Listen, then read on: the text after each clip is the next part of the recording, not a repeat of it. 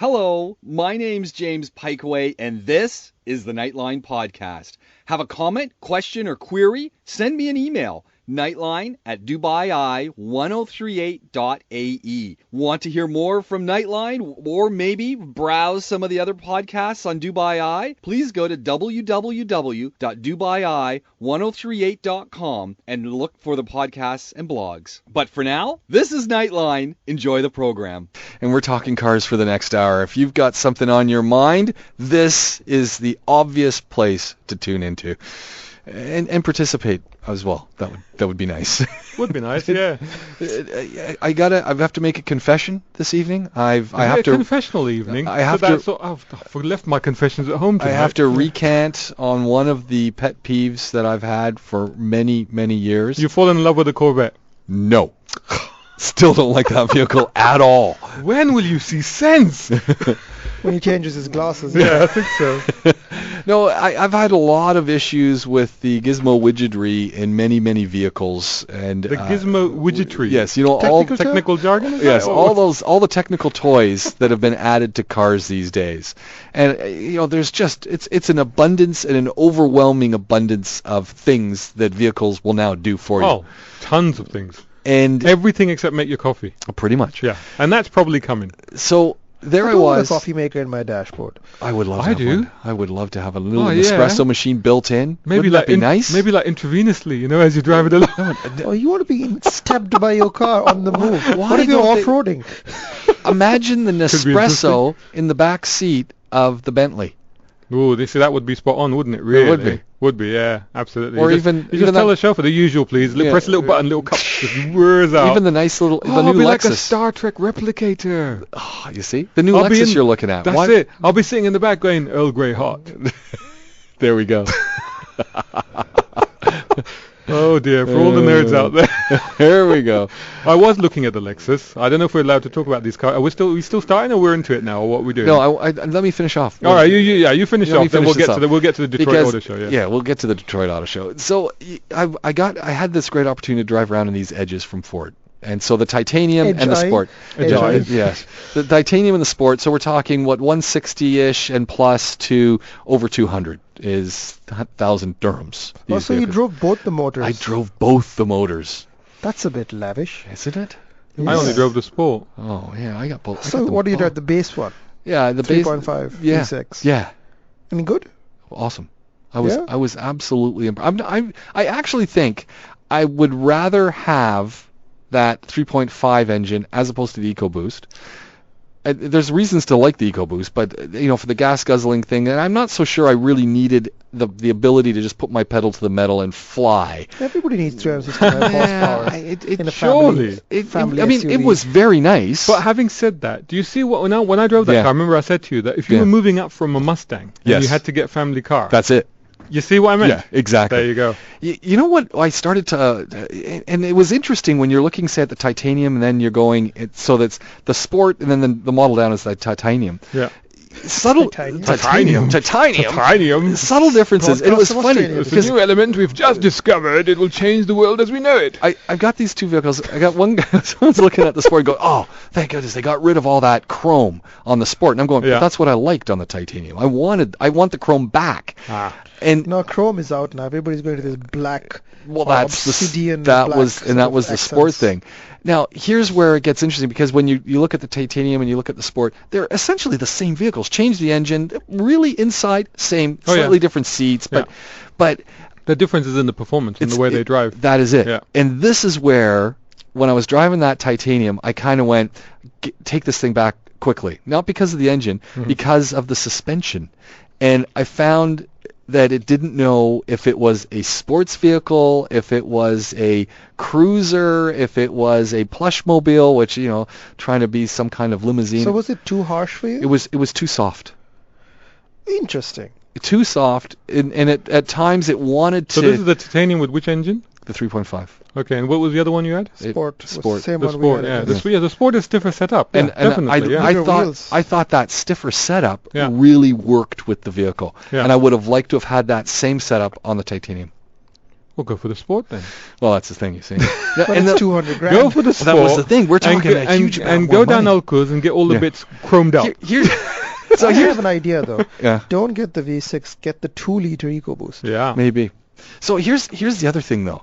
I've started to really enjoy some of the features on these vehicles, the ones that I always hated. So the reversing cameras. Nah, I still don't like that. When you're passing vehicles and you get that sensor that tells you you've now cleared them, and you can blind spot sensors. Yep. Yes. I like that one. I don't trust those. I don't either, but I trust anything. No, I'll trust the reversing camera because I can see it. But I don't. But those have let me down too many times. I don't trust them. I don't.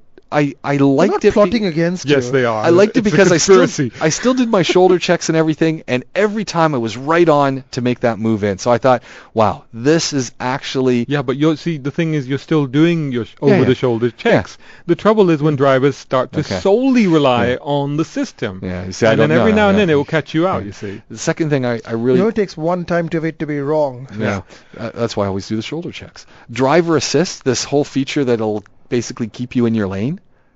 Yeah.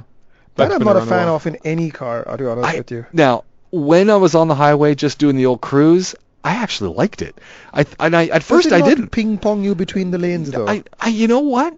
On the Sport, no. On the Titanium, yes. Yeah. And so I turned it off, and then I turned it back on the Sport, and I went, wow, you know what?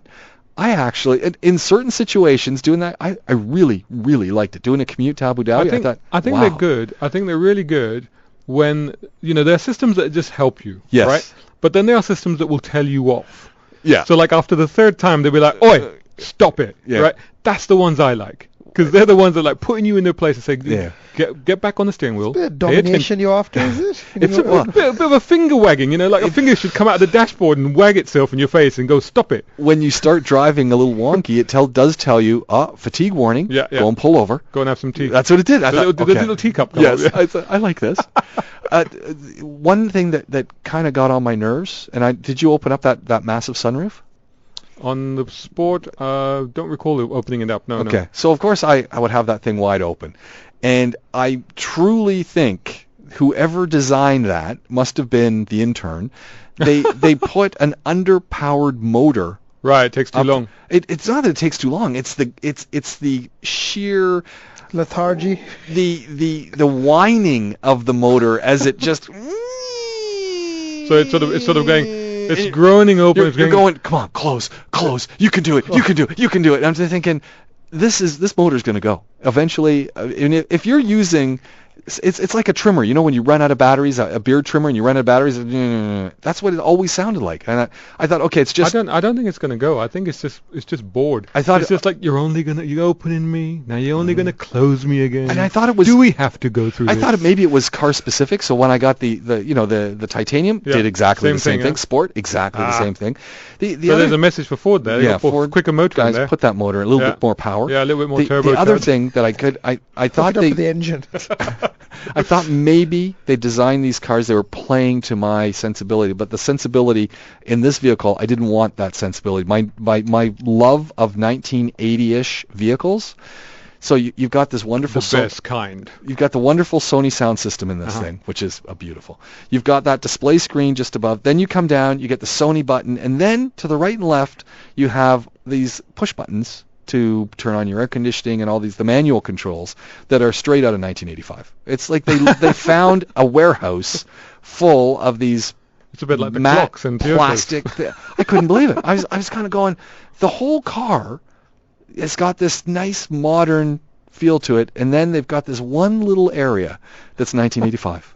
But it's a good thing you bring up that clock, Shazad, because Toyota has found a way. We're talking about Fords. But the same thing happens. It's the same principle. It's the same principle. That clock has been going since 1982, I think. I wouldn't be surprised if you looked at a Lexus LFA and that clock's still there. Well, these buttons, I'm convinced these are 1988 buttons. I'm just going. But GM has the same key in their trucks that they've had in cars since the celebrity of the 80s. It's that little square GM key. Yep.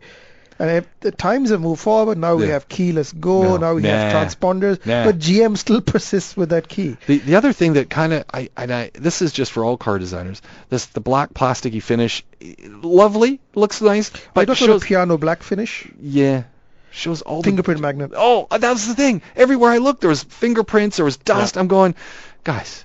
God, you got to do something. Yeah, but about you get that on all of the touchscreens now. Yeah. It's always it's awful. It's which car did I have where it actually came with a cloth? Yeah, well, that's a good idea. You know, because then they know you'll have to wipe that. So, But it's a Volvo. Volvo does that. But nothing beats the Nissan perhaps GTR VVIP edition, which comes with a white leather interior. Oh, there you go. That cannot be sat in. Because if you have blue jeans, it turns the seats blue. There you go. We're talking cars. Where did you buy your jeans from? Guys, hold that thought. We're going to talk about Santa in just a second. We're talking cars. Motoring Middle East is here. Here's how you can get involved. Motoring Middle East is here. Shazad, Imtishan, we are taking your calls, your questions, your queries. And I got to share this one thing, though. Give back those beautiful edges. And the guy says, what do you think? And I said, honestly, I'll take the Figo back. The guy looked at me and he said, what? And it was exactly what Imtishan was just saying. The simplicity of the whole machine, the simplicity of the instrument array. It just was a nice, simple, honest vehicle. I mean, to be honest, I really like the Figo. And it was one of the, you remember we brought it in and we looked at it, and it was a really small, cheap, affordable, but fun car. You could just chuck it around and just not have to worry about it, at all. So it's an underrated thing. I really like. I mean, I think small cars, they're worth looking at again, especially now we're in this environment where fuel is actually going up in price, and parking is at a premium, space is at a premium. So I think we should start looking at small cars again because they can be a lot of fun. We're heading to line 5. Jalal's joining us. Good evening. Welcome to the program. Good evening, James. How are you doing today? Hey, I'm doing very well. How about yourself? I'm good. Just finished my work, on my way, tuned in, and here it was, automotive. There you go. Best thing ever. Totally is the best thing ever. This is we've been referred to as the man cave on the airwaves. Yeah. What were we at? Testosterone chamber? Yeah, testosterone chamber. That's what, something like that. Yeah. So we try and keep it real here. Yeah, that's great. I mean, I've got a couple of questions. After I make this comment, I agree with the mirror view assist they've got, the shoulder assist on the mirror, side view mirrors. Uh-huh. They dodge you. They're like, sometimes you don't see your shoulder and you're gone. You may just hit something. You don't even know it exists. That's exactly what I was trying to say earlier. It's like, you got all these systems, and particularly the blind spot ones, I never trust those ones because they tend to miss stuff, and they tend to not be quite accurate, and sometimes they just throw you off because your normal routine is disrupted by either relying or not relying on this piece of I like them, but I always still do my checks. So same here. I kind of, but it's I agree. It just happened. I'm driving, hands-free, of course. It just happened. The car behind me, was too fast. The assist couldn't, identify it. By the time I changed my lane, he was on my back right there. Wow. And it was a taxi, by the way. Well, here's a thought for you and for everybody, including the manufacturers. If these assist systems are not working whilst we're still driving the cars, what's going to happen when the cars are using them autonomously? Yeah, there you go. I can't imagine. I cannot. I'm still dealing with the handbrake because I've got a brake. Yeah. So, the electronic handbrakes. Yeah. I do miss handbrakes, and a lot of the modern cars we just completely omit them altogether nowadays. I'm not even in the habit anymore. But I miss pulling that old lever, racketing up to make sure that the car is not going to roll away when I'm away from it. One of the features though that I really love is the rear view mirrors that automatically dim. Yeah. And now I guess Now every time I get a vehicle that's rather affordable, and it doesn't have this, or my Jeeps, I wish I had one of those. I was like, I need one of those. But again, in those cases, I have tried cars with those systems, and in a couple of cases, they've dimmed too dark. Ah, okay. And I'm like, now I can't see anything. I want to be able to see something. So I don't know. I mean, this technology is new, and we're still learning, and it's still developing, and it'll all get there. But we're just being a bunch of old guys in the studio reminiscing about the old days. That's all. It's still the new days. Perhaps. So I've got two questions. Actually, it's one question. Got two parts. If I may. Sure. Go ahead. Okay. So I'm a engineer for motorbikes. I build motorbikes, custom motorbikes, and all. I've never owned a car before. I'm 33 now. I've never liked cars. Never owned one. Just got my first car 2-3 months ago now. It's Catback 6.4 Challenger. and it's amazing. I love it. It's a beast. It's powerful. But I'm still figuring out there are a couple of buttons there: Sport and Super Track Pack, and then there's launch control and all. I'm unable to do it. I'm unable to understand how these things work because the car itself is so powerful. I don't actually need anything extra on it because I assume the Sport or the Super Track Pack might just take it to another level, which I'm still learning, of course. But what are these things? What are these buttons for, and how to use it? I mean, I guess that's the right place to The boys are ready to jump in, Jalal. Was there a second part to this question, or that was it? No, these are the Sport and Super Track. I've got two buttons. Right. So two. I mean, essentially, all of these systems in these cars, for everyday normal purposes, you don't really need. I mean, like you say, you've got a Challenger. It's a very powerful car. You said you've got the Scat Pack on it, which is basically SRT levels, isn't it? Yeah. So you've got a lot of power there. You can do burnouts and challenges without even turning the traction off. I mean, I know from experience. I'm looking forward to have the insurance claim for my tires. Yes, no, I don't think they're covered. Doesn't work like that. No, you'll have to fork out for those yourselves. And that's the point, is that in order to preserve your license and your insurance and your rear tires, you should probably leave all of those buttons alone, unless because basically what they'll do is they'll take away some of the driver's aid, some of the safety systems in the car. They'll reduce the level of interaction that the traction control gives you and stuff like that. So unless you know what you're doing, or unless you're on a racetrack where you can have a play with them, it's probably best to leave those systems alone and just enjoy the car for what it is. And particularly with a car like the Challenger, really it's meaty and brutish enough as it is to not have to use any of those systems. I agree, James. But as I told you, I make motorbikes, customs, and I've done things which I guess I used to see it in Orange County, if you remember the one of those shows. I used to buy smaller bikes like 700 cc's or 1000 cc's and put bigger engines in it. And I'm used to the speed. I know how it feels when you cross 220 kilometers. That's fine. I mean, that's not what I'm referring to, because if you're going high speed, you should leave all the systems on because that's when it's safest. But really, you're going to use these systems either on the track or when you're doing, things like burnouts or drifting, which again, none of those things you can actually do on the roads legally. Oh, yes. So really, what you want to do is maybe book yourself in on a drift day or an open day at either at Quain or Yas Marina Circuit. Just go to their websites and check them out, and you can see the dates and the calendars on there.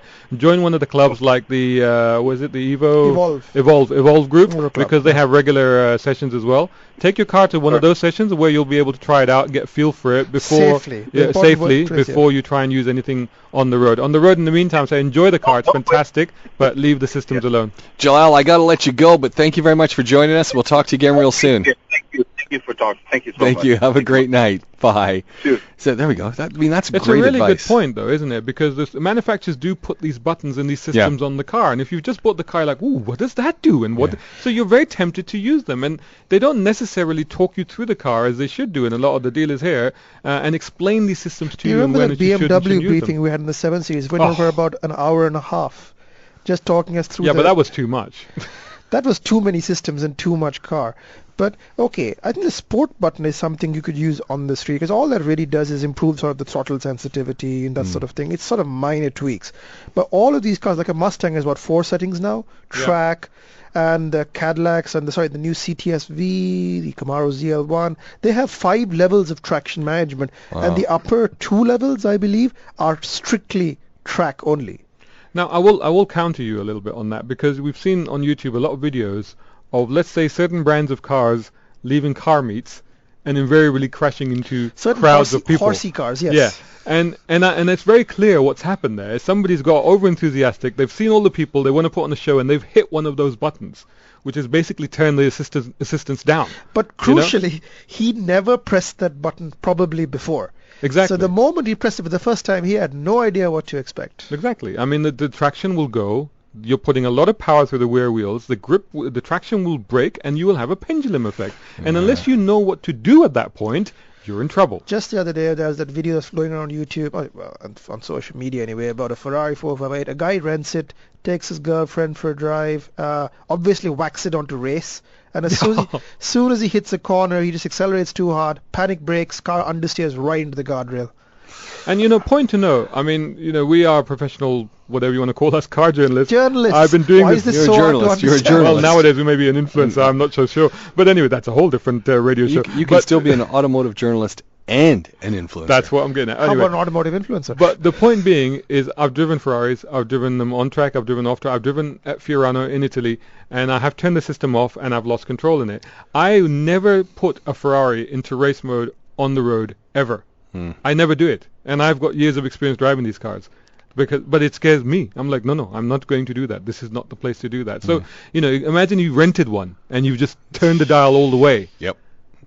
That's not a good idea. Because you think, rather erroneously, that turning the dial up or pressing the sport button on the track makes the car faster. Yes, it does, but only if you are a trained professional who can extract the most out of a car that even the computers won't allow. And to be honest, in every other case, you look at the Cadillac, again, come back to the GM cars, or come back to the Shelbys, these performance systems now actually make you faster by leaving them on. There you go. This is Car Talk. Motoring Middle East is here. You got questions, get involved. This is Car Talk. Motoring Middle East is here, and we got a question that's come through from Kabir saying, hi guys, opinions on the GMC Sierra single cab. I'm thinking of changing. I drive an FJ now. Thoughts on the off-roading capability of the Sierra, please? From Kabir. It doesn't really have any off-road capability, the Sierra. It's not really designed for the desert. Having said that, I've driven Silverados and Sierras in the desert, and they are very, very capable. But if I understand correctly, it's coming from an FJ. See, that's built for the desert. And the Sierra will do it, but I'm not saying it's not impossible. I'm just saying you're going to have to spend some money and modify it. For example, you'll want to put a little bit of lift on it. Not a lift kit in the sense that you don't want to go up like a 4 or 5 inch lift and put it on stilts like a monster truck. Just a couple of inches to give it some ground clearance. Then you probably will need to remove the front bumper, the lower part, actually that is removable, weirdly, and put some bigger tires on it. But it's never going to be like an FJ. I think there's a lot of attraction for people like, I want to have a V8 pickup in the sand, but they are tricky things to handle. Whereas an FJ is like any fool can get into that car and drive it into the desert. And they are very, very capable. But these GMCs, the big pickups, I have a Ram as well, and that's a bit of a handful in the desert. But I enjoy the challenge. But be aware that it'll never perform the same as a purpose-built off-roader like a Jeep or a FJ. Having said that, if you want to get it, go ahead. They're great, fun cars to go drive around the sand. And, of course, they make a lovely noise. Well, that's... They go very sideways in the sand. Not that I condone this sort of behavior, but they go very, very sideways. All right, we got an extraordinarily long message here. Have we? Yes. And it says... should we be flattered, or is it just... I mean, should we read it out on air? Or no, it's hate mail? This is a great message. It says, hi, guys. I'm having a bit of trouble picking a new car. My last car was a Chevrolet Lumina SS. Very fun. Wow. It's at home in storage. I have a Mazda MX-5. Wow. And a 1952 Studebaker bomber.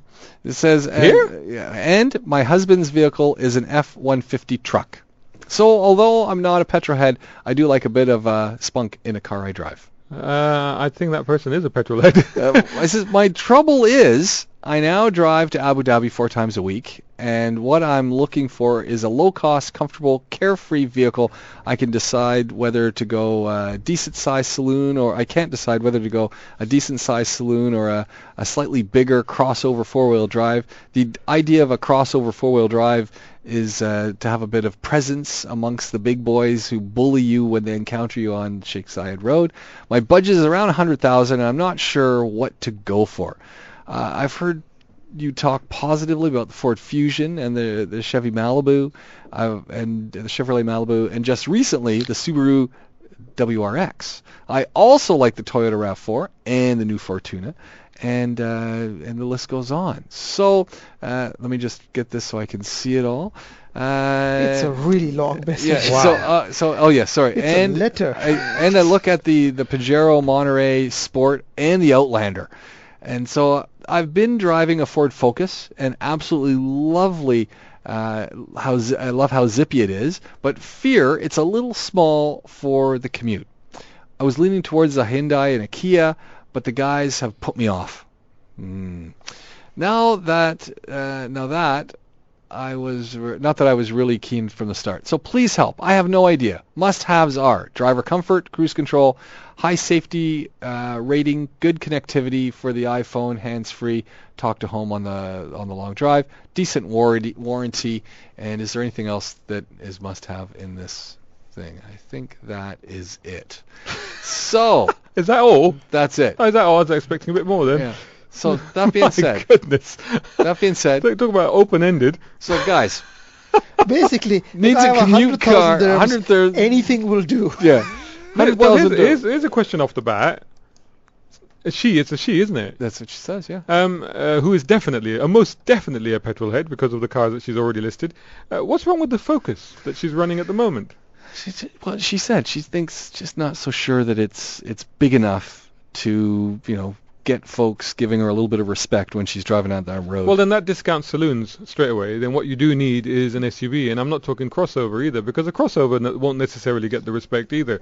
I'll tell you one thing that was very apparent to me recently. I was running the Chevrolet Tahoe on a long-term test, and you can see all of that stuff on our Facebook page. Just search hashtag MME Tahoe. One thing I found with the Tahoe, and don't forget my previous long-termer was a Prius, right? So going from the Prius, which actually would be a great long-distance commuter car because of its economy, the Tahoe not so much. But what the Tahoe did get in abundance on the road at all times was respect. Yeah. And I think that's one of the things. If you're looking for respect on our roads, in particular, you're looking at Tahoes and Patrols and Land Cruisers and stuff like that. If that's what you're after, then that's what you should get. If you go halfway and go, you know what, I'll just get a crossover, and that won't help. That won't be the reason.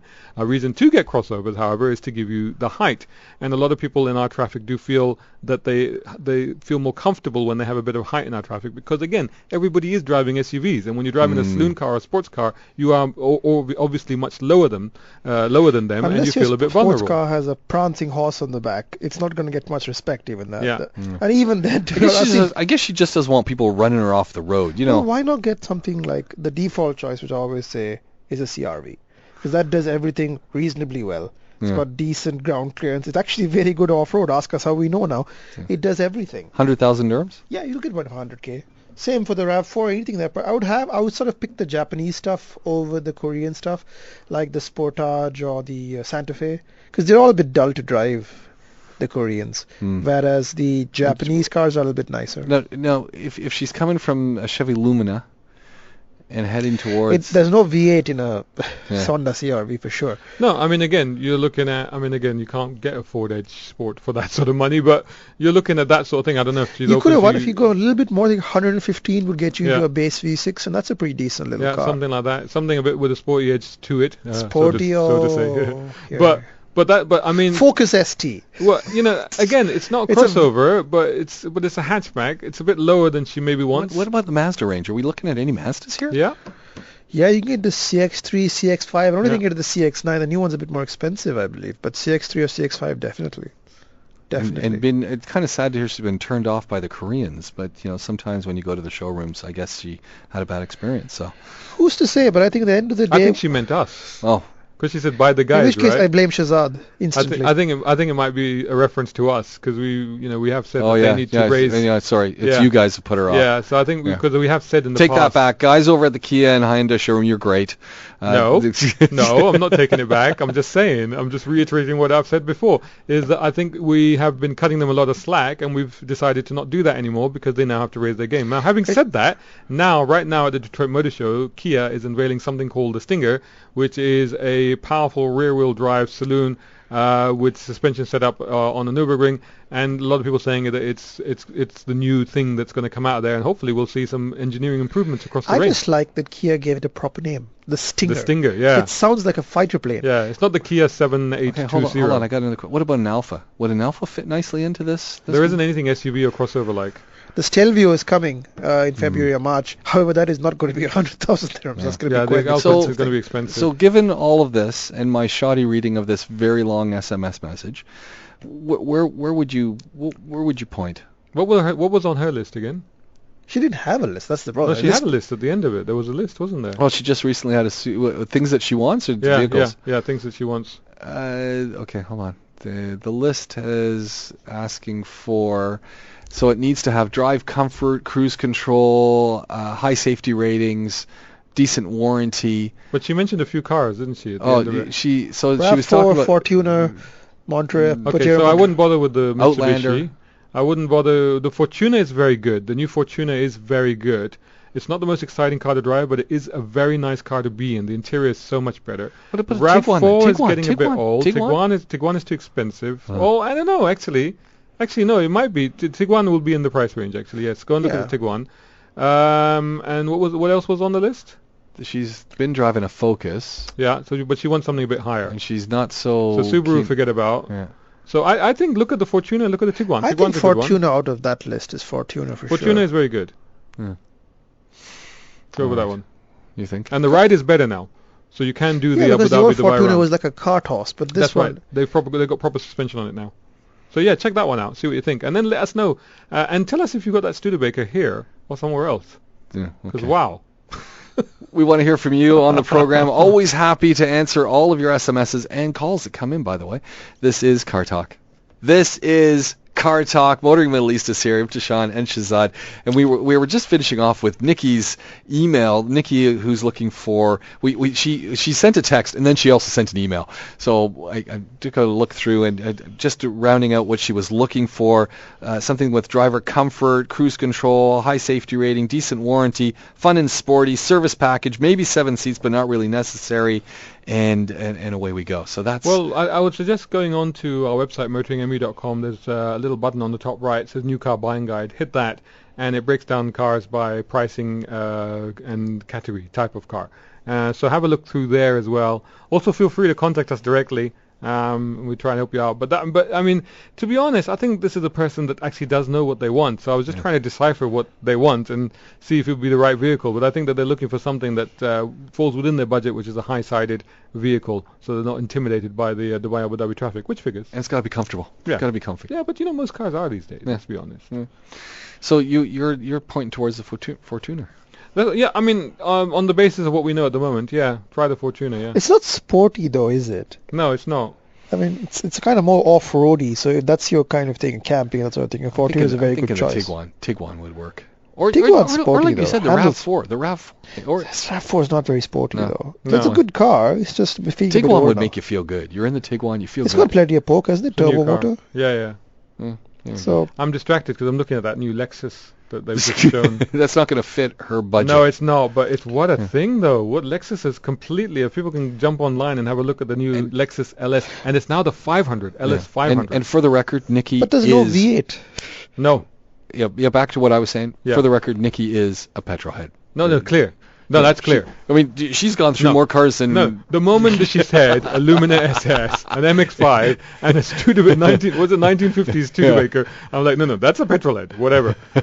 but being Petrolheads, we do get distracted, and I've got distracted by this Lexus. Okay, hold on, I got to give you this one too. Listening to the show, this person has bought 3 brand new cars in Dubai so far, and have never had a proper briefing about the car. Some features I learned about at a time when I would have actually been selling the car.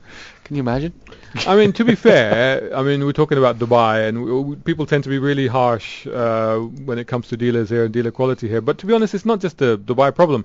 I remember picking up a Seat Leon. A Seat Leon? A Seat. Or we used to call them seats. Yeah, they actually Seat. Like Fiat, Seat, And we picked it up, and the guy was talking us through the systems, and he said, and this is the traction control button, and so if you want traction control, you press this button. We're like, what? Are you sure? He goes, yeah. Wait, turn traction control? Yeah, he was like, yeah. He's like, I'm like, so when it's raining, I should press the button. Yes, that's exactly, yes, so you get traction control. And the light coming on saying traction control off actually means that it's on? No, but it didn't say off at those days. It just had just squiggly lines, little orange light came on. And I said, you really should go and check this. So he spent half an hour back with his manager in the dealership, came out and looked really, really red-faced, and was like, yeah, actually, you're supposed to leave it off and turn it off. So I said, hang on, so have you been selling this car to all sorts of people and telling them to press the traction control button to turn it effectively off in conditions like rain? Oh, dear. Man. So that's in the UK. So you know what, but it always helps There's a funny little book that often comes with these cars, and the words on top of it usually are owner's manual. I'll tell you what I'd like. It's every salesperson who sells a car to do a special briefing for fog and tell people when it gets foggy, don't use the hazards. No. Oh, yeah. Give me a break with that one. Nikki's come back, by the way. The Studebaker, the MX-5 are in New Zealand. Yes, we figured, because, Yeah. But respect, though. Top respect. Fantastic. There we go. Another one, Khaloud's come through and says, I own a Land Rover Defender and have the original tires on it, which are snow ones, clearly not needed in the UAE unless climate change messes things up on us. No, it'll get warmer, not colder. I would like to know, which tires would you recommend I replace them with, keeping in mind I need something that is mainly highway tires rather than off-road, and I also want something that reduces the noise on the road. You see, what we would need right now is a tire bore. Where can we find some... Oh, right. Here we go. Right next to me. I'm not going to say anything now. I'm just not going to say anything. You guys can take this one. I know you're desperate to talk about the black stuff that goes around the wheels. Go on. All right. So, based on what she or he has put forward. It's Khaloud. It's a she. The thing is, if it was any other car, you'd pick something there are a lot of choices, but because it's a Defender, you take it off-road, you got to think, are you going to be using it in the sand or are you going to be using the rocks? She says she's going on the highway. She says mainly highway tires. Okay, I would say... Why does it have snow tires on it anyway? Yeah, I don't quite understand that, but okay. I would imagine... it's got Blizzaks on it. Yeah, Blizzaks. They won't last very long. Did you pick it up in Alawir by any chance? From the Canadian Army. So, basically, you've got a couple of choices. I would look at the Cooper. Cooper does a tire called the 83, which is very, very good on sand and very, very good on the highway. Now, if you basically you don't want something too aggressive. So, BFG makes tires at the KO2, which are very aggressive, and they're meant to be used in heavy-duty off-road conditions, but they won't be the quietest thing once they get a bit older. Again, you ought to tell me how much highway mileage you're doing. If you're doing a lot of highway mileage, I would say even go beyond the Cooper and look at Michelin. Michelin makes a tire called the LTX, and that's the one to look at because it is very road biased. It's very, very quiet. It's very, very grippy. It's extremely good in rainy conditions. It is a fantastic tire, and if you add it down, it actually works pretty well in the sand as well. But these are not cheap tires. They're not the cheapest option. The Cooper is much cheaper because everybody uses them in the sand now. Here's a funny little secret. Everybody just uses this one tire because it works. It just works. It has this like silica in the so basically it sticks to the sand. Okay. But the Michelin is very, very quiet. And not that far behind the Cooper off-road as well. Okay. So you got a lot of choices, but basically be aware that you'll be spending money on these things. It's not the cheapest options I'm recommending here because there are cheaper tires, there are cheaper brands. There are Vietnamese tires that will do the job if you really need to, but they won't be quiet. And if you need quiet, you need a good quality branded tire. There you go. Khaloud, hope that helps sort you out. Can I wake up now? Yeah, back to Nikki. She said if a saloon was acceptable, the Ford Focus, WRX, or the Malibu would be her choices. WRX. She doesn't. Malibu. Rex. WRX will gobble up your fuel before you get to Abu Dhabi. I'd go with Malibu. Malibu would make sense. Malibu. Scoop. Malibu. Turbo, Malibu. We've run out of time. Sunil, we'll get to your question next week. He's got an SUV question, so I'll post that up in the notes, guys. And we'll get to it next week. Thanks to everyone who's SM'd us through. We've run out of time. We haven't spoken about Detroit at all. Detroit show is happening right now. Yeah, just log on to facebook.com/Motoring Middle East, and I'll keep putting stuff up on there. Just next keep up week with what's going will be everything you've learned from Detroit. Will Neville be back? Noel. Sorry, Noel. Mr. I knew Noel it was an N. Ebdom. I knew it was an N.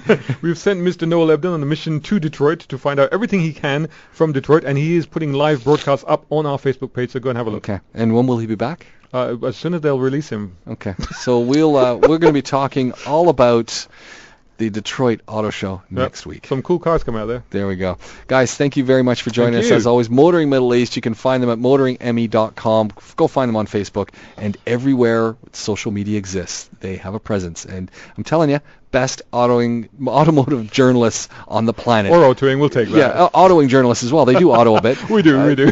If you want to read some just fantastic stuff and entertaining and informative. Yeah. And videos galore. Go find them. One or two rather good videos I hear on the site at the moment. Yes. There we go. Involving Camaros and dressing up. Gentlemen. Yes. Next week.